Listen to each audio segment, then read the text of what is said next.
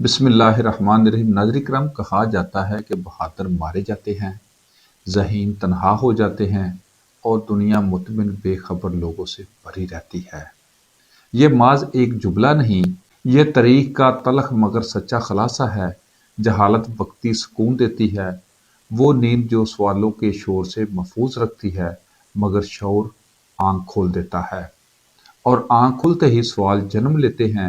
یہ سوال آرام نہیں دیتے، یہ تکلیف دیتے ہیں، اور یہی تکلیف انسان کو ہجوم سے الگ کر دیتی ہے۔ شعور کا پہلا اثر یہ ہوتا ہے کہ انسان مطمئن رہنے سے انکار کر دیتا ہے۔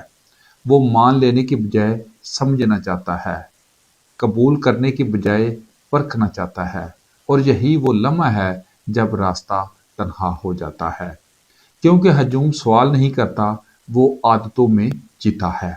ہجوم کو سکون چاہیے اور شعور کو سچ۔ یاد رکھیے، شعور دینا بغاوت نہیں، نظریہ سمجھانا اکسانا نہیں، حقائق بتانا جرم نہیں، حق کا راستہ بتانا سازش نہیں، اور خوف ختم کرنا غداری نہیں۔ ناظرین کرام، یہ وہ سچ ہیں جنہیں الٹا پیش کیا جاتا ہے۔ باخبر انسان کو قابو رکھنا مشکل ہوتا ہے۔ جس ذہن نے سوال کرنا سیکھ لیا ہو، وہ اندھی تقلید قبول نہیں کرتا۔ اس لیے ہر دور میں سب سے پہلے شعور کو نشانہ بنایا جاتا ہے۔ کتابیں جلی، آوازیں دبی، سوال کرنے والوں پر لیبل لگے، کیونکہ اصل خطرہ شعور نہیں، اصل خطرہ وہ خاموشی ہے جو ظلم کو طاقت دیتی ہے۔ امیر المومنین مولا کائنات علیہ السلام نے فرمایا، لوگ اس کے دشمن ہوتے ہیں جسے وہ نہیں جانتے۔ جہالت دشمنی کو جنم دیتی ہے اور علم دشمنی کو ختم کرتا ہے، مگر افسوس اکثر معاشروں میں علم کو نہیں بلکہ سوال کو سزا دی جاتی ہے، کیونکہ سوال طاقت کے محل میں دراڑیں ڈال دیتا ہے۔ شعور مزاحمت پیدا کرتا ہے، کیونکہ وہ انسان کو خود سے سچ بولنا سکھاتا ہے۔ تو جھوٹ کے سہارے کھڑے نظام لرزنے لگتے ہیں۔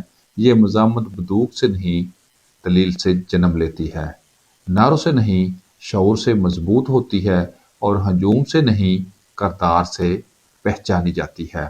اگر شعور جرم ہے تو یہ جرم وہ ہے جس پر تاریخ فخر کرتی ہے، اور اگر مزاحمت گناہ ہے تو یہی وہ گناہ ہے جو انسانیت کو زندہ رکھتا ہے۔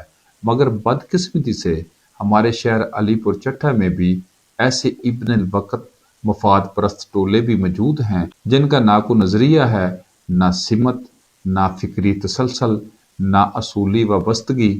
ان کی پہچان صرف یہ ہے کہ ہر صاحب اقتدار جماعت کے ساتھ وفاداری کا حلف، تقریبات، تصویریں، فوٹو سیشن، اور مقصد صرف ایک ہی، مفادات کا تحفظ۔ یہ لوگ اندر سے کھوکھلے اور باہر سے نمائشی ہے، کہیں گلدستے، کہیں مسکراہٹیں، کہیں طاقت کے مظاہرے، اور کہیں اتصال کے نام پر خدمت کا ڈھونگ۔ عوام کے دکھ کو پس منظر بنا کر اپنا قد بڑھایا جاتا ہے، اور شہر کو محض ایک اسٹیج سمجھ کر نمائشی کردار ادا کیے جاتے ہیں۔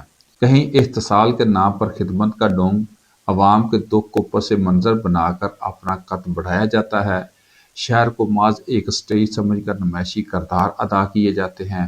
اس کے ساتھ ساتھ سرکاری ہرکارے بھی اس تماشے کا حصہ بنتے جا رہے ہیں، چاہے اے سی ہو، چاہے ایس ایچ او ہو، سی ای او بلدیہ ہو، یا وابٹا ریونیو اور دیگر عوامی اداروں کے سربراہان، یہ سب سرکاری فرائض کی ادائیگی پر مامور ہوتے ہیں۔ ان کے فرائض میں عوامی مسائل کا حل، عوامی خدمت اور ریلیف پہنچانا ہوتا ہے، مگر چند مخصوص کردار گلدستے، مالائیں، مٹھائیاں اٹھائے، ہاتھ بندے قطاریں بنا کر سر جھکائے کھڑے نظر آتے ہیں۔ یہ ہماری اجتماعی معاشرتی زندگی کے نمائندے نہیں، یہ اپنے روزگار اور اثر و رسوخ کے مواقع بہتر بنانے والے لوگ ہیں۔ ان میں اکثریت سرکاری وسائل اور سرکاری اراضی ہڑپ کرنے والوں کی ہوتی ہے۔ ان کے اس طرز عمل سے آنے والے سرکاری اہلکار خدمت کی بجائے سوشل شخصیت بننے اور طاقت کے مراکز کا حصہ بننے کے چکر میں پڑ جاتے ہیں۔ تب عام شہری مزدور، کسان، دکاندار کئی ان فرونوں کا آسان شکار بن جاتے ہیں۔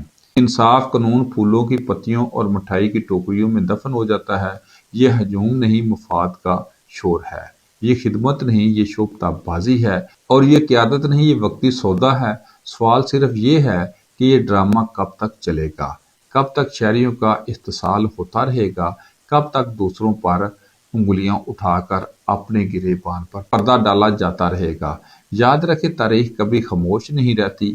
ایسے کردار لمحاتی فائدہ تو لے سکتے ہیں، مگر وقت کے قطار میں ہمیشہ بے نقاب ہو جاتے ہیں۔ شعور کا سفر ایسا ضرور ہے، مگر سچا یہی سفر ہے، آخر کار ہجوم کو چھوڑ کر تاریخ میں جگہ بناتا ہے۔